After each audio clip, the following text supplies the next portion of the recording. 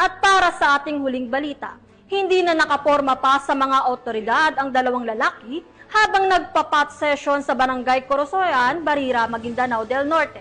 Patrolwoman Maria Senyora Agbuya para sa report. Dalawang lalaki ang nahuli sa akto ng mga otoridad habang abala umano sa pot session sa Sitio Poblacion 2, Barangay Corosoyan, Barira, Maguindanao del Norte, nito lamang ika-6 ng Hulyo taong kasalukuyan. Sa ulat ng Barira Municipal Police Station, nakatanggap sila ng tawag mula sa isang Barangay Intelligence Network member na may nagaganap umanong iligal na aktibidad kaugnay sa droga sa nasabing lugar.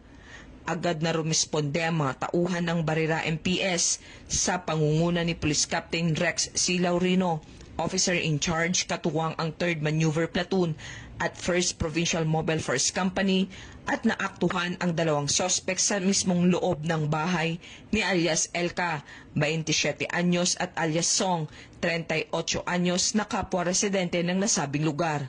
Nakumpiska sa operasyon ang 5 heat-sealed plastic sachet na may lamang hinihinalang shabu at tinatayang 1 gramo at nagkakahalaga ng 6,800, isang glass tutor at 2 lighter. Ang mga nakumpiskang ebidensya ay dinala sa Barira MPS para sa dokumentasyon, inventaryo at disposisyon at habang mahaharap sa kasong paglabag sa Republic Act 9165 o Comprehensive Dangerous Drugs Act of 2002. Ang nasabing operasyon ay patuloy na kampanya ng Barira MPS laban sa iligal na droga sa ilalim ng direktiba ng PNP at suporta ng lokal na pamahalaan.